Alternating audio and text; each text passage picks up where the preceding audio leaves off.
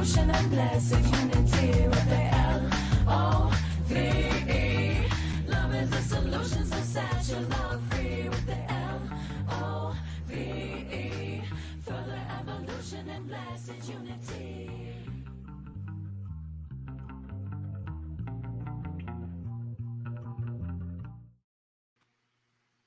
Hello, good morning.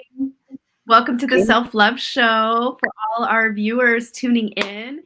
Thank you. I'm your co-host, Dawn Light, and my co-host, Trish Wright, is with us too. For the new viewers, welcome. We have a YouTube channel, just in case you didn't know, so you can tune in and check out any show from the previous 2 years. There's so many gems and jewels there of just great nuggets of self-healing, supporting the wide umbrella of how self-love shows up in our world, right? So I just encourage you to go over there, like, share, and subscribe, please. And if you're watching this on Facebook, please like and share our videos. It helps the algorithm. It helps the message of self-love get out and broadcast further for those that are needing the support in all the ways we show up with weekly topics. So thank you for tuning in weekly. We love you so much. And without further ado, I'm going to announce who our amazing guest is today. So we have a beautiful sister here with powerful work in the world. So without further ado, I'm going to welcome Beth Handler. I'm going to read your bio, Beth. So domestic violence is all around us. Hidden from our view, we will discuss the 7 stages of domestic violence and how a survivor can leave their abuser and transform their lives following the Fear to Freedom formula and the DVAapp.io, developed by Beth Handler. Amazing. So Beth of Arc experienced domestic violence over 7 years in her marriage, followed by 13 years of harassing litigation filed by 2 generations. Her former husband and his father. Oh my gosh, so intense. She represented herself in most of the 48 appearances in family court and defended 6 additional legal actions, which included a bogus $329,000 civil case that took her house, 3 small claims cases, and 3 protective orders. Heart-wrenching. The 3rd protective order was challenged, which opened a new case in the Appellate Courts, which she defended in front of 4 judges and won. Her journey started in 1999 and ended in 2013 with the Appellate Court's opinion to maintain her 3rd protective order. Beth's destiny as a domestic violence litigation guide was revealed when she took on the case of survivor Gabby, a mother to 5-year-old Emma. Gabby was dealing with DV trauma in fear and alone, facing court without an attorney because she could not afford the $5,000 retainer she was asked to pay for the first hearing. Just days before her first restraining order hearing, Beth coached Gabby to represent herself, and she won. Gabby was awarded a 3-year protective order, full legal custody, physical custody, and supervised visitation for her daughter with the father. The father was ordered to attend a 52-week batterers program. And today, Beth created the DVAapp.io as a pocket of support for survivors on how to leave their abusers and represent themselves in court to begin new lives free from domestic violence. Yes! Oh. Hallelujah. Wow. To hear you say that, it just brings tears to my eyes.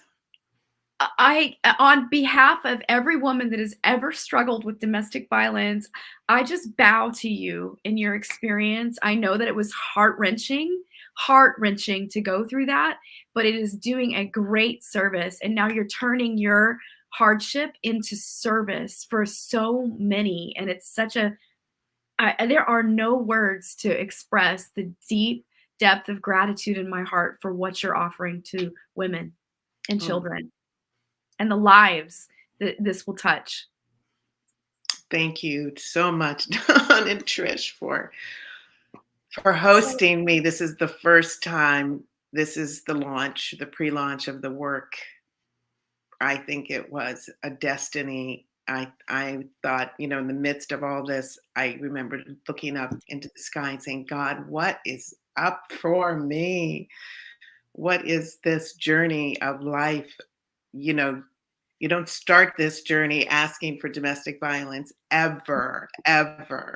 we go ever. into these we go into these relationships that are powerful. They're so deeply loving and incredible, and you bond at such a deep level. And then later, when you're in the midst of it, I remember thinking, what is in store for me? Why is all of this hitting when everything I only wanted to do was love and be kind and be of service, and then there's broken partners. And I think some of us that are called to be of service to others, we get into these relationships because we are just deep lovers. We're deep caregivers. And Mhm. this other side hits. And Mhm. so I think this was a destiny, my destiny, frankly, to get here now. Absolutely. So Absolutely. I'd love to start off a little bit because I think that this is one of my favorite topics. And honestly, this show is created in part because one of my dear friends was murdered by her partner at the beginning of COVID. Wow. And Oh, bless Ellie's heart and bless Tavion's heart as well, who is now in prison. wow. Um, Murdered. Yes. So one of the pieces here is about that, and I want to bring in some statistics because I look a lot into masculine and feminine social gender and relationship roles. Like this is totally my thing, and I'm literally like in the process of writing like a piece right now on the conflicting information coming into women's view because that's who I can speak to. Right. But I want to give some statistics.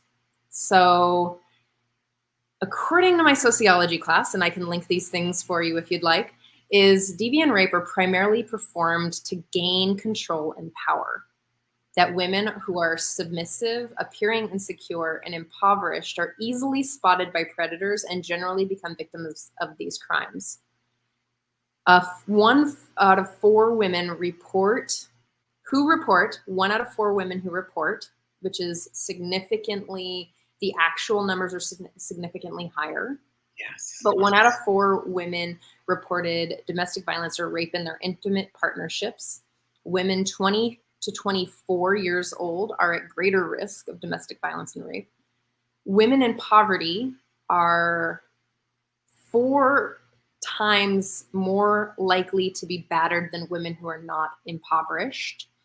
And the people living in poverty in 2018 is the study is 56% of them were women. So considering these statistics, the idea of masculinity, gender norms, and dominance and submission roll through my head a lot. So thinking about how masculinity looks like, how we're trained to be in relationship. And I think that that's part of the conversation around domestic violence. I've also was in a 3-year relationship that had a lot of verbal and physical mental abuse. So I'm not sure if anybody's willing to say, hey, this is what I'm experiencing if you're listening or watching, but this is something that I've experienced. And I'm certain that many men and women, and especially non-binary or trans or LGBTQIA+, have experienced domestic violence in their home or in their community. It's huge. The unreported cases are, frankly, it is much higher. And I would also suggest that some people don't even realize that it starts, jealousy, obsessive jealousy. My first experience was at 19.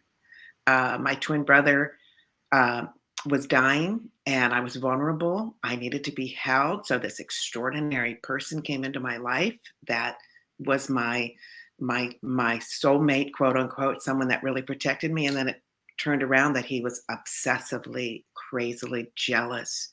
And he even, things like hurting our animals. He put my cat in the dryer, like the crazy, the intimidation. So it doesn't always have to even be physical, Mhm. uh, financial, but the statistics, they go unreported because we're vulnerable. My vulnerability was that heavy mourning and loss. My twin brother passed, and it Yes. was like fighting to get even to see my brother because a jealousy, Wow. Wow. factor. So what happens inside of homes, the emotional wrap someone has, and I think as women, this, like you said, Trish, this male female, I think as women we carry our hearts in our womb, so that when we're intimate we can just so much is lost, because when we have our heart engaged, our we're not as we're not as protected. There's, Well, there's, oh, go ahead. You go. oh, I was just gonna say, like, that what you're bringing forward is really powerful because women do, when we choose to love, we love with our whole being. We want to love, we're committed to love, and men too, right? And what happens, I think, is there's spiritual curriculum that each soul carries that they come in with, lessons learned that need to be learned, and that people always question, how did this go so badly? Right? Like, because they, like you said, you entered into the relationship in the loving dynamic. The love drew you close. But then once you were bonded, that's when the opportunity of the real material, the real spiritual lessons started to emerge because Right. there was a match in the curriculum, right? And I can speak from my experience. I'm a child abuse survivor. So I survived domestic violence in my childhood home with my father and my mother, and listening to my mother's story of staying in a marriage for 21 years. My mother stayed, and knowing it was wrong, knowing she should have left all along, but didn't have resources at that time. And in Texas, of all places, Mm. and there was no resources for women. There was no place. It was just accepted to, like, it's okay to beat your children. Like, literally, that was what was accepted in that time. I'm born in 75, and my brother was 10 years older than me.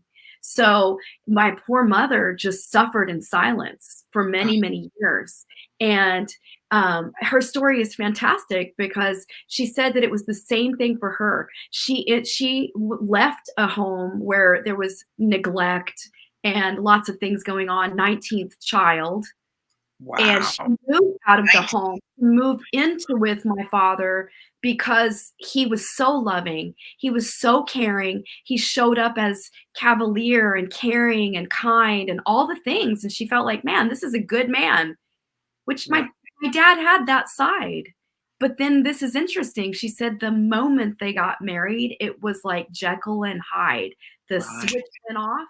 The Right. switch went off, and she was terrified. She was like, "Who is this person? I don't even recognize this person." Like, immediately, that's when the violence started. Like, really talking angrily to her and mean, and just, you're yanking her arm in public and calling her names, and then it just got incredibly worse as the years went on, and incredibly violent, Oh, physically and mentally abusive. For years, my mother endured that. wow. So I have a very passionate nature in my heart to really, stand a ground and take a stand for women, to get out of violence altogether. No one deserves to live in that. And yeah, so I'm really thankful to be on this call and to share my perspective and to Wow. speak about it and to really support your work in the world, Beth. So thank you for giving me a voice to share what I've experienced and to back up the story with content. Interesting, as a child, there's the statistics, and I'm sure it jumped after COVID. They say 1 in 15, one child out of 15 in the US experience violence. And you think that even the violence that happens in a bedroom, kids hear, they listen. But 1 in 15, and then they say that out of those children, like a significant amount, I think number is 60%, literally either become, domestic violence victims, or they become themselves basically the perpetrators, you know, in my ex-husband's case, he witnessed it and he replicated his father. And there's generation after generation after generation in certain cultures, it's Yes. accepted. Families don't get involved. It's like, that's the way it is. Intergenerational patterning is what you're speaking of. Right. Go ahead. There's the way that men are socialized, the way that men and women are socialized is to create the hierarchy. So this is how patriarchy continues and expands, is that when men are taught not to feel or to attune, when men are taught to move from certain behaviors, thought patterns, that's the way that society creates social norms, right? It's Right. through this socialization. Right. So men are taught to have this certain way of being, and so are women. Some of the socializations look like beauty standards, or masculine feminine dynamics, or the way that women are taught to be submissive or beautiful, or what's the word, to defer to men's opinion. Like, this is also a part of the socialization. Silent. Beautiful and silent. Yes, and so that's also part of the place where, I'm going to answer this. That's also part of the place that women who are feminine are taught to be submissive. We're taught to be attuned to men, attuned up to the male in power, the alpha male in that moment. Right. So women take a lot of shit. We're taught to, he's just being a man. He's running testosterone. We're taught to do this thing that creates, or it's also, we're taught that to gracefully accept it because they're having a bad day. Yes. Right. What about when I have a bad day? Right. And so it's like we just pass it off as, well, it'll get better. Oh, they're just having a really bad day. They're caught in their feelings. You know, the mind will make up stories of accepting it as it. Well, it'll change. You know, or the things that go on in the woman's mind. Right. There's a reason. He had a hard time. I care for him, so let me take this broken, angry soul, and I will take care of it. Here we are, yes, grounded in our lack of power to just play this feminine role of just caring for this broken, angry person. Mm-hmm. Yes. Yes.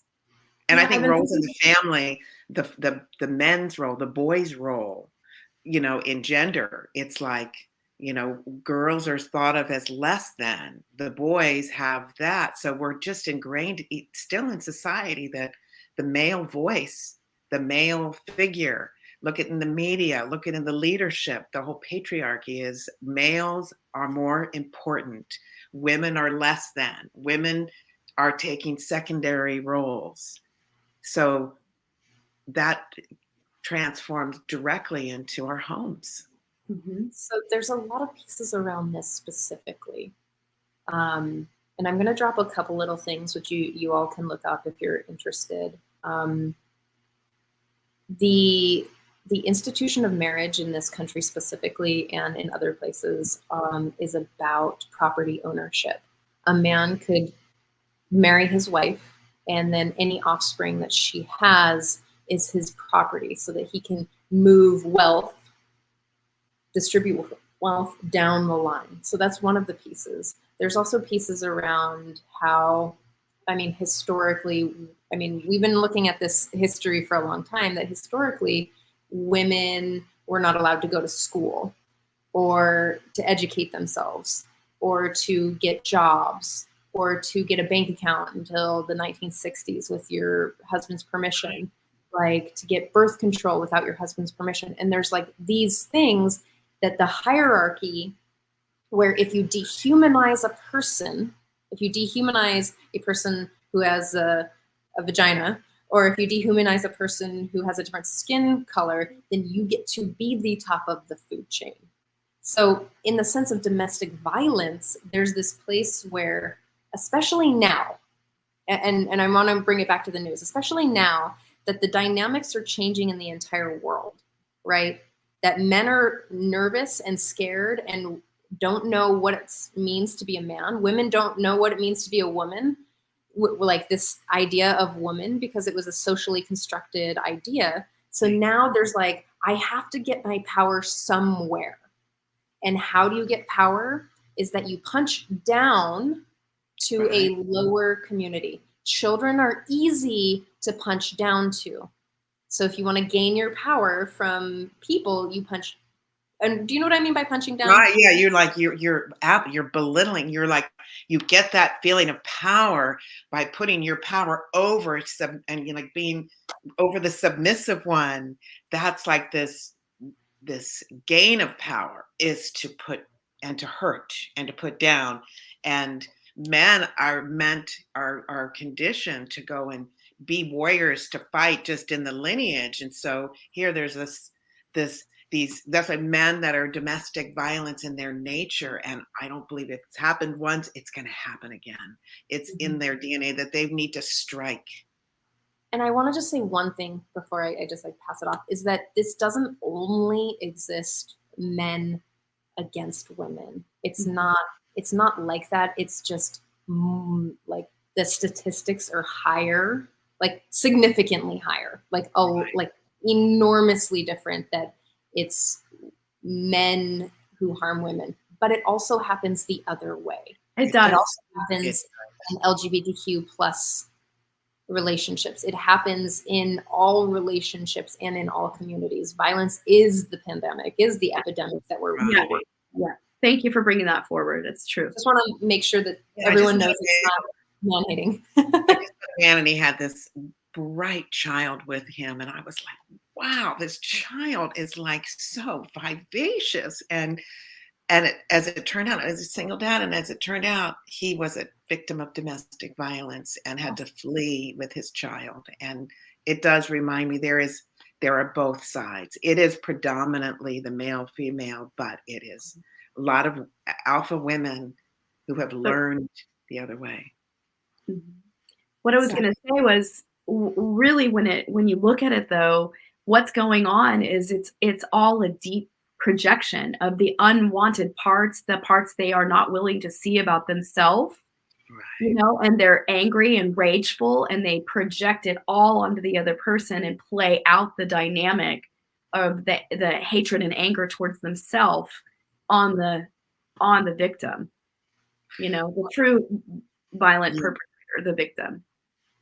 I was just having this conversation, in fact, with my ex-husband, because now we're at peace. What you didn't share is that I got to peace and power and protection. That's so powerful. Right, what I got, and he's now helping domestic violence survivors with paperwork. In fact, the case with Gabby he had. So he is, and he's, just so sorry. But what we talked about is just recently, just a week ago, that he can't, he's grateful that he doesn't have things around him that were weapons, because there's a place that anger goes, that there is white rage anger. Yes. There's no control. It's like something hits, something clicks, and there's no, there's not a consciousness. There is just whatever is there to rage. And, believe me, we went through everything. We went, I've been cyber attacked. I've been jumped. I've been locked out naked. I've been, I've been jumped on top of and thought I'd die because I couldn't breathe. I've had all of this, but the white rage. But he was saying that, it's unpredictable. When an upset happens, it's like he loses his consciousness, and it's just this other part. And I think that's what if it's in that DNA, it's in that, it's not, that's what he's loving. The opposite is these loving men or partners, women, and the opposite is just the Jekyll Hyde that comes out of nowhere. That is also unpredictable. Yeah. Do you recall the movie The Shining? Yes. Right. So when my brother and I watched that movie, we were children together. We were 10 years apart, but when we watched that movie together, the moment when he sticks his face in the door, my brother and I turned to each other and pointed at the TV and was like, "That's Dad." Wow. Wow. Yeah. I was like, Oh my gosh. yeah, so white hot rage is Yeah, right hot. That's right. It's like, who is it's there? white hot rage. That's Right, exactly what goes on. It is right. so true. There's no consciousness available to No, see that their actions are harming another being, that and harming themselves. The truth of the matter is harming themselves. right. This is the last thing they would want to do, to be in that white rage. But I think a lot of abusers don't even want to admit that. They're like, I didn't even see it. I didn't. It's like they're wounded. That's why for those of us who go back, you just you have, because I ended up ultimately having, we ended up back together in the same space, and it happened again, having to flee, having to run again, and it just came back, and they don't mean to. This cycle of abuse, to know that this is like the sirens calling when there's an attack, something that happens. Then the next stage is, you know, like, they're so sorry that it's never going to happen and it won't happen again. And that whole love fest back, it's so pulling in.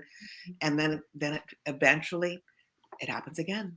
And they Yes, call I know it's a drama swirl. It's a and total. then friends and family are like, why are they going back? Why do people stay? Why does this happen? Like your mother, Trish, or Dawn, it's going back, not staying, or the cultural thing of, I've got to go back because I have to raise my children, and without breaking the family up, that There's whole lots of mind. reasons. There's lots of reasons why people stay. Yes. And part of it is on a really basic human level. Part of it is really the chemistry. It becomes a chemical addiction. Yes. So sometimes I try to really humanize the experience of the people that I'm working with, as well as, like, I went back for 3 years, Right. and I for 3 years it like got bigger and bigger and bigger until it became violent and sexually violent. So I looked at that. I mean, I've looked at why my friend stayed for so long. And it really comes down to a couple things, is what I've seen, and you guys can go off on it, is like, there's a chemical addiction piece that when you start to tether between the oxytocin and dopamine cycle, and then you go into the hyper vigilant adrenaline cortisol piece, it becomes this cycle of addiction. And then there's this other piece around early childhood wounding, that if you had a crazy dangerous childhood, you're probably going to be attracted to this type of experience. Right. So in some cases, if you have a parent who's very emotionally avoidant, then you likely might be an anxious person and an anxious attacher who's like leaning in for attention. And if your person was very like up in your face all the time and like, oh, like helicoptering you, you're probably going to be slightly avoidant. And if you've had a crazy dangerous childhood where the attention was inconsistent, or you were afraid of your parent more often than not, you likely will have a disorganized attachment, which means, like, I want connection, but it's unsafe and I don't know if I can trust you. And so there's always these deep levels of mistrust. So these types of things, when you start looking at, why do I stay, you get to start looking at the patterning from the past, Right. and what it is about you that's choosing that. And then there's the pieces of when you are an abuser, which I have been also in my experience. I didn't physically harm, but I was manipulative to get my needs met. I mean, again, these are strategies to get your needs met, whether it's control, power, safety, whatever it might look like. But these Right. strategies is like, what was that strategy? And why was I doing that? Where did I learn that behavior? Do I want to continue this? Is this the loving presence that I want to show up in? Right. Oh, I'm so sassy today. Yeah, I would say that that early childhood, like, I was one of 8 and I was a twin in 8. So my need for love and not feeling like I mattered. So it's right to my self-esteem. Like, so to get attention, I would do good things, like do do the dishes for like 10 people after Thanksgiving, oh, she'll get acknowledged, just, but then my roommate was my sister, and my sister was, I understand now that I probably married my sister. She was a dark soul, and back and forth. She was good and she was wonderful, and then there was a backlash to her. There was a Jekyll Hyde to her personality with me. So it's Mm, getting yes. used to. They say given that my parents both worked and we had chores as kids and so forth, and the primary person around you, often that person becomes the reflection of how you're growing up. So if you were bullied by a sibling, or by which I was, and then I'd have to stand in my power, and it was hot and cold. So it doesn't have to be always the direct parent, but the circumstances. Absolutely. That's wonderful, wonderful content you're sharing, and really helps give permission for every person out there. If you're experiencing any form of relationship that is not serving you any longer, it's an opportunity to, explore it, understand, this is the inner work that I help my clients do, is untangle from deep intergenerational patterning. And, it's an opportunity to really look at it, because the truth is that it doesn't have to just come from our direct parents. Like you say, our parents are main influencers, of course, where most of our imprinting come from, but it also can be from our grandparent, an uncle. I have clients where their abuser was an uncle. I've had clients where it's shown up where it's been a struggle between, the mother dynamic and a twin. So it really, being a twin, right? And like that component of the feeling that you experienced of, I don't matter, right? I heard you say that. I'm not important, right? That is so woven into the psychology or the imprinting. When the imprintings come, then, through big experiences that we experience when you're young, that's what the deep subconscious made it mean, is I don't matter. And then you played that story out as an adult in your drama triangle. So when someone charming and incredible and loving gives you like this massive love and attention, it is that you always craved, that you Yes. didn't get, that they acknowledge you, they see you, they want you. Then it becomes the whole control. Then it's like, where are you? Where did you go? What do my first boyfriend, crazy jealous. I'd come back 5 minutes late. Who did you talk to? What did you do? So that bond, that love, that attention goes right into the control and the power. And we're just, it's heart-wrenching to transfer this amazing love that we're getting, that our needs being met transfers into someone owns me now. And because when you're vulnerable to that, then you start merging things, bank accounts, getting together, you stop losing friends, you start just wanting to connect because you're getting your needs met. And then it becomes like, wow, ownership of me, Yes. crazy. One of our viewers writes, "Thank you for speaking out your experience. Identifying patterns through generations have led to my new boundaries to break the cycle." Right. I say now, I've removed toxic relationships, and I only want people around me that love and honor me, and Yes. boundaries. Right. Self-honoring choices. But loving myself first. That's why the self-love show, we have to come from within first. We have to find It ourselves. starts with self-honoring choices. Right. Self-honoring choices. Mm-hmm. I would love to hear a little bit more about the app. I'm going to post in the chat right now. It's dvapp.io. And I'll also send out while you're talking, I'll send out the survey that you gave us. Right. And can you tell our viewers a little bit about the app, what you get there, and also I'm going to pin you on the screen and give you an opportunity to share out. Perfect. Yeah. Well, through my journey of understanding how these dynamic relationships work, I know that this is like a journey through your soul. The ability to actually leave an abusive relationship and finding yourself. I call it like being your own Shiro, as a smart survivor.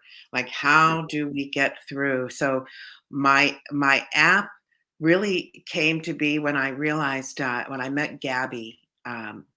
Gabby was a mom that I ran to. I was at the time. I went into a store and I was she was crying, and I asked her, "What's going on? What's happening?" And she told me that she was her daughter had come home, and her dad, her 5-year-old, came home, and she said her dad likes to kiss her down there. And I absolutely, and then she told me that she was in domestic violence and she had court coming up, and it opened a power within me because my journey, as we had shared, started. I had, this was like, I'm 23 years from the start of the domestic violence through all of the journey I've had. I realized that hearing her, it engaged this fuel in me. And so I took on her case and within a matter of days coached her, explained how court worked and litigation worked. And literally within days, she was able to stand up, represent herself in court, and win. And so the idea of the support. Now she's won. She's been in front of a judge 3 times, and each time she has won. In fact, we were in court Friday. I went in with her.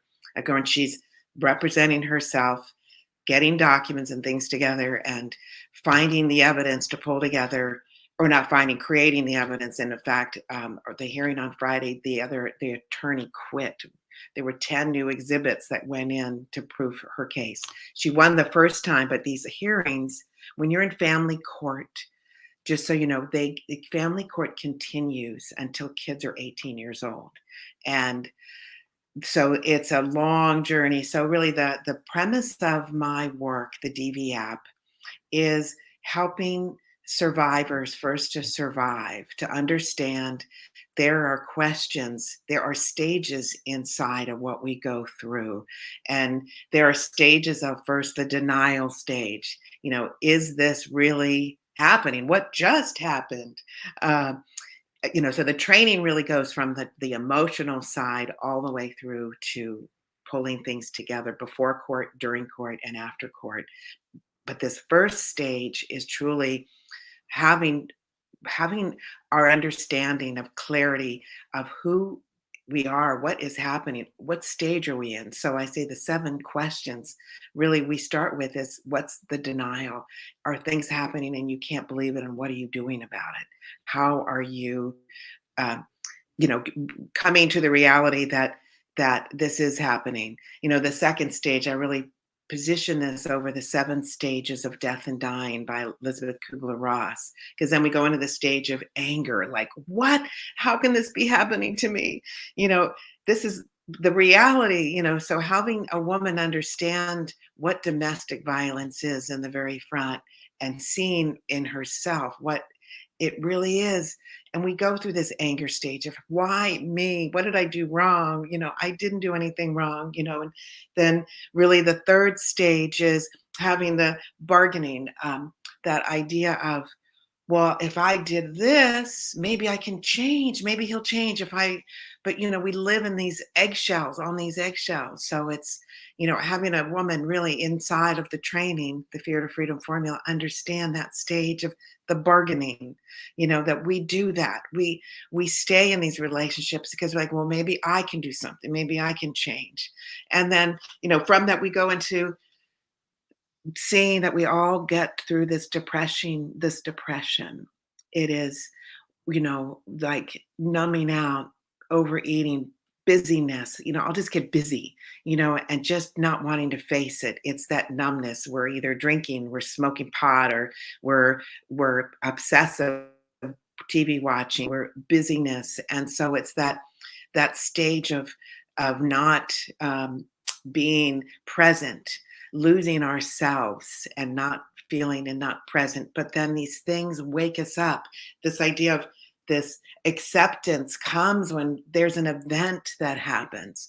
Like in my case, in my acceptance, I realized my husband, I had told him he dealt with pill addiction, and part of the problems I was having is he was having pain issues, which turned into an addiction to the pills. And so he got into rehab, and I told our therapist, we were in and out of family therapy, and I told the therapist when he went into rehab, that's it. I have to leave. This is what's happening. And we had sought out an addiction counselor, addiction doctor, and he too, I had said, it's time to go. He's in rehab. I need to leave. It's safe. And both doctors told me, you've got to stay with it. Just, you don't leave it there. You don't leave an addict in their first 6 months. So I ended up staying, and I didn't leave. And so staying the last 6 months, and then 6 months was up. And I had said, okay, it's time for me to go. And economically, I couldn't leave, but then something popped. I had finances that came through. And then I told him I was going to leave. Bad mistake, terrible. He had come in and was festered, was angry, was at tension, and I will remember I was in the bedroom and he was in the bathroom, and he came out of the bathroom and my back was to him, and all of a sudden he jumped me from behind, and I was flat on the bed. My legs were pinned. My face was in a pillow. I couldn't breathe. I couldn't move. He's like 80 pounds heavier than I am. And thank God our 3-year-old son ran in, saw his dad, and started screaming to see his dad on top of me. So he got up off of me, and then from that, we actually, my purse, I went out into the living room. My purse was all over, and I was saying, we've got to stay calm. We got to stay calm. And I just told my ex-husband that we have to leave. We'll talk about this when we leave. So that acceptance of, I have to leave calmly. And I told him, this is not the time. Look, our son. So I calmly left, got my gathering of my purse, left. And as I left and we're going down the elevator, I'm telling my little guy, 3, and this is another way how we speak. And I said, that was really scary, wasn't it? And he's like, yeah. And I said, sweetie, this is not your dad. This is the illness. This is an illness. He loves you. And when someone gets really crazy like this, we have to go. So I ended up going right to the police. We filed a police report, and he was arrested. And inside of accepting that I had to speak up, I had not filed police reports in the past. And this stage of acceptance, of understanding that I need support, I need to get out. And that stage of acceptance of saying, what is my next best move?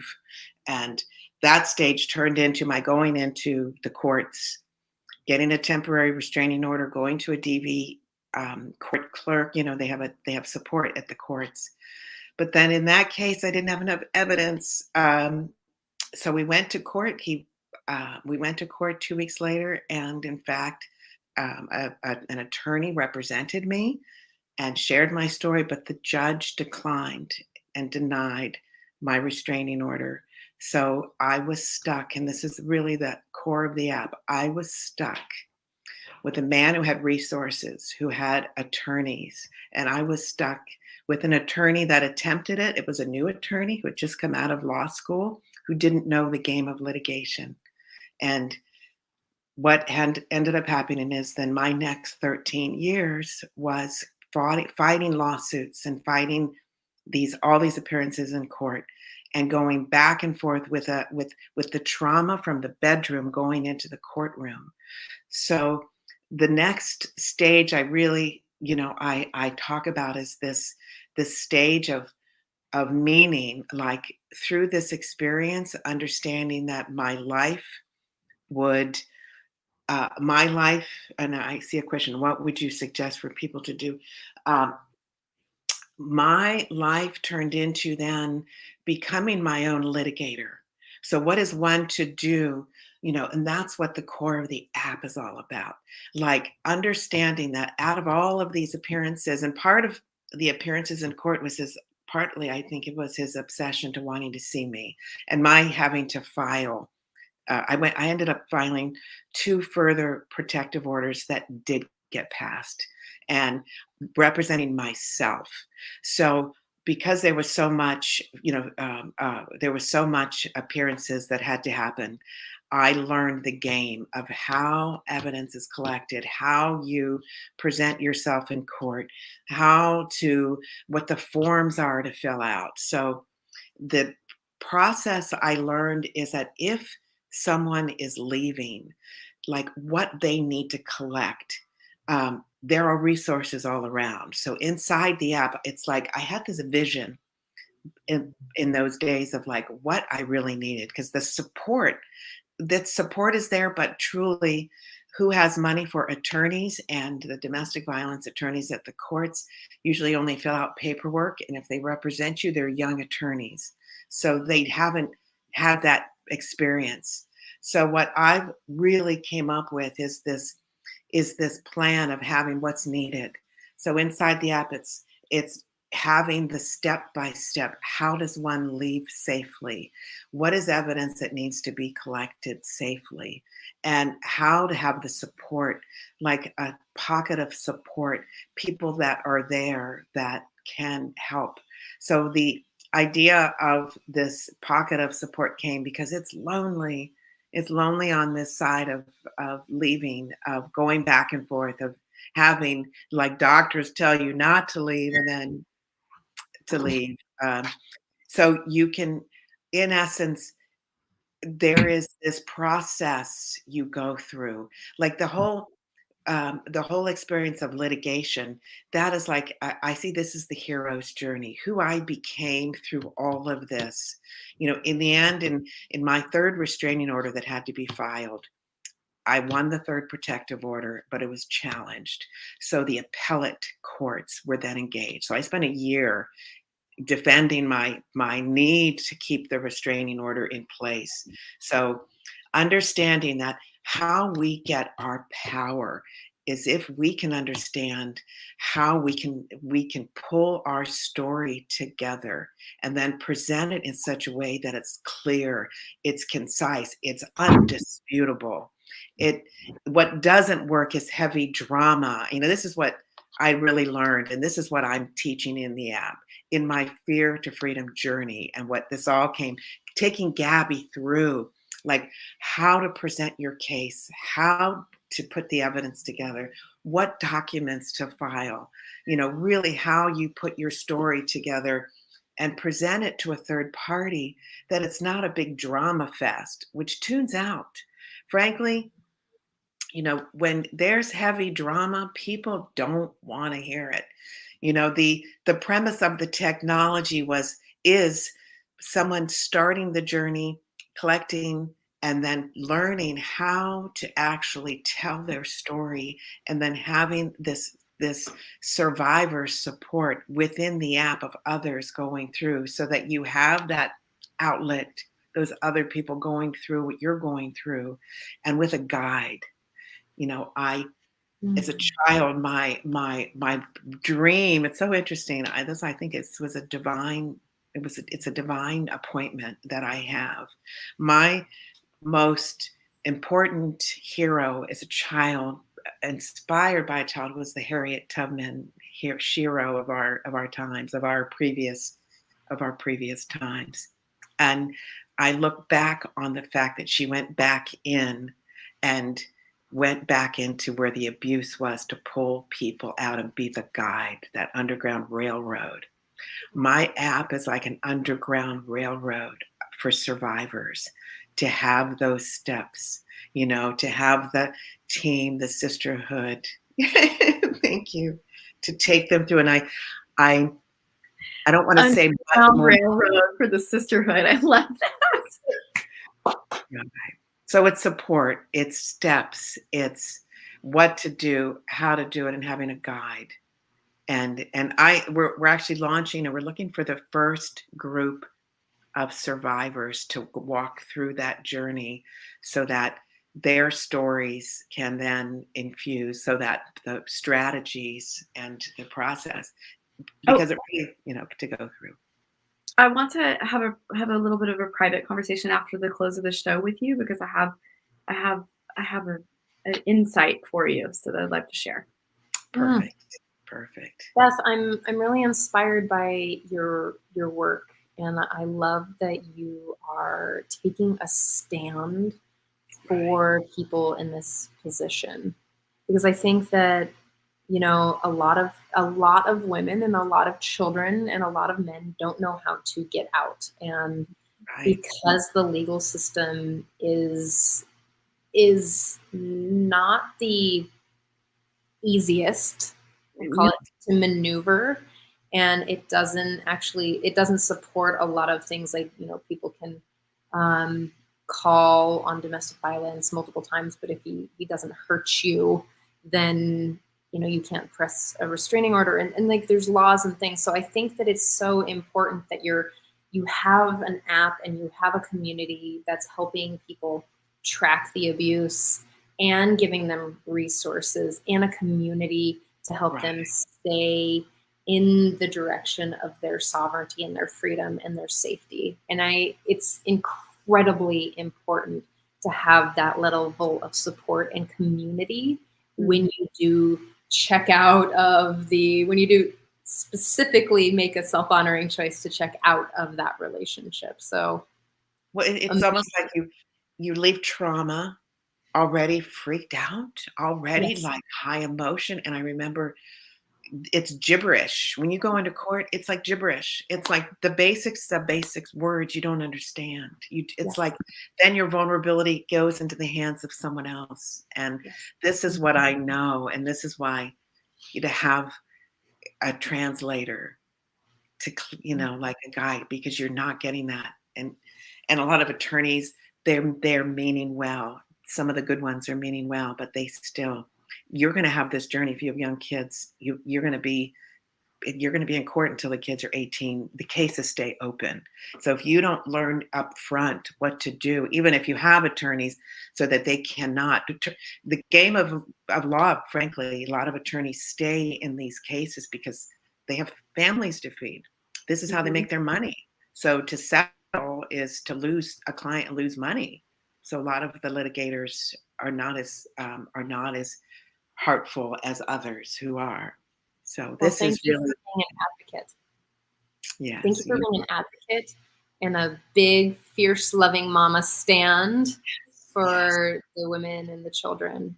I have typed I've included your form and your website. So hey, if you are a person who is in an abusive relationship, or if you're listening and you hear that someone could use this, send this to them.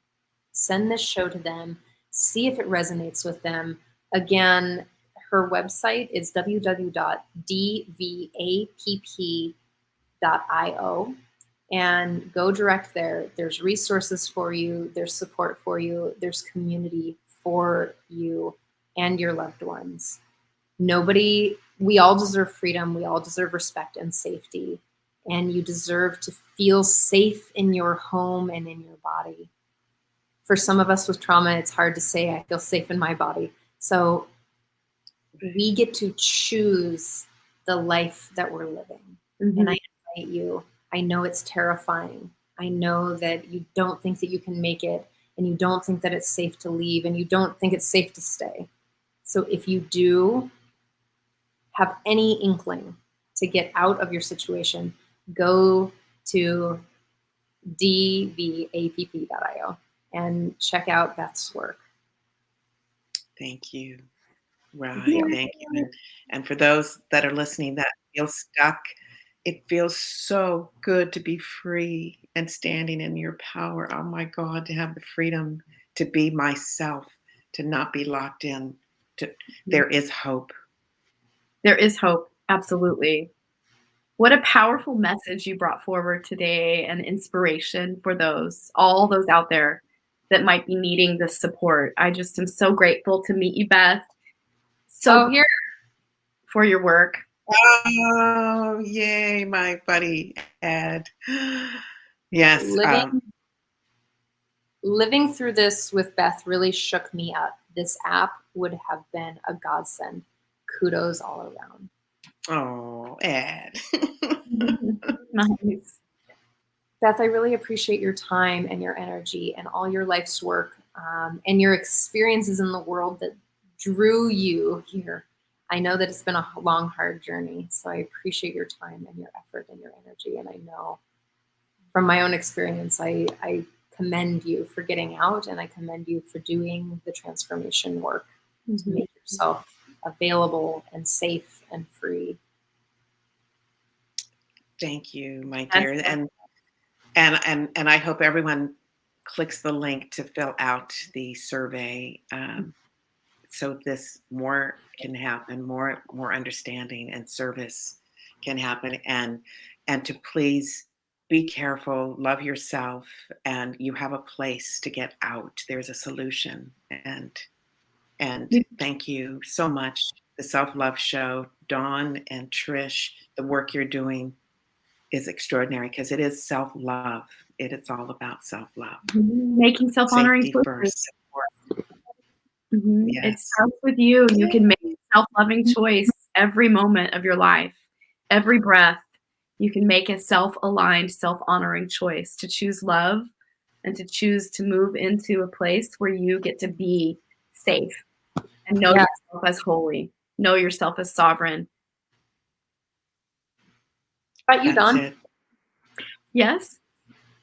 Oh, so this is a segue into, well, first I just want to say, Beth, again, I know that we just acknowledged you, Trish just acknowledged you, but I also want to acknowledge you for what you've, your process, you know, and what you've been through, and that you can now offer this as a sacred offering in the world and transform others' lives and stop women from having to experience this and their children and better those children's lives. Like, this is game changer, like creating something like this. So I'm so happy to support your journey always, and I just bow to you and the work you're putting in to create this. So thank you, truly. It's powerful. Wow, I got that, and thank you for the acknowledgement and the love and the support of the work. Yeah, definitely. Oh, and so I just wanted to share for those that are been tuning in. I have launched a beautiful program called Unleash Your Sovereign Queen, and I still have some room on the calendar if you're interested and want to have a dialogue. This is for the woman that is already, you know, in a safe zone and ready to do deep inner work to untangle from the intergenerational patterning that's gone on, and you know, where the patterns show up in your marriage and your relationship, you know, where you're still struggling with that place of imbalance in your marriage and you're ready to shift gears. Or you don't have to be married. You could be just long-term committed type of woman that wants to really deeply explore the patterns that go on, that you see a pattern and you're ready to address it. You know, that's the inner work that I'm calling forward and inviting you forward into. If you're that woman and that type of work resonates with you, I encourage you to just book a free call with me.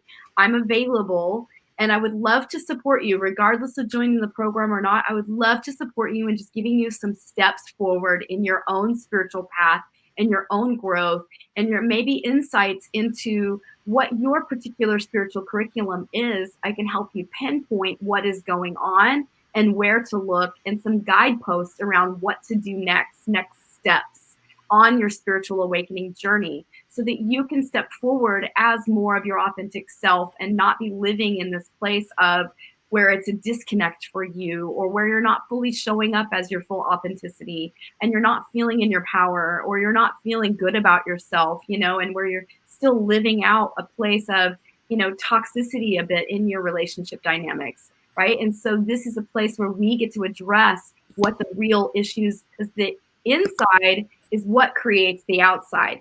Outer reflection is a reflection of inner world reality. And it's all comes down to what our imprints were when we were young. And so it's a deep invitation forward into a conversation to support you. And so I encourage you to book the link. I'll put my booking link in the chat and we can talk about it. And so I would love to just really explore your personal curriculum with you to help you have a big insight and aha takeaway. Your Powerful. link. Woo! Your link is in. To book your free call with Dawn now to see if you're a fit for the program and just awesomeness. Like, I'm also in the program. It is awesome. We had a fabulous first session. Like, whoa. Powerful work. So Empowering much a woman. Empowering a woman to be all she can be from the depths of her soul to her Yes. destiny. That's powerful, Dawn. What great Thank work you're doing. And you, Trish, power work. Yay. Yeah, It's and not that's the healing part. That's the end, because at the end of getting through, then it's like, who can you create? Who are you? What is Yes. that to me?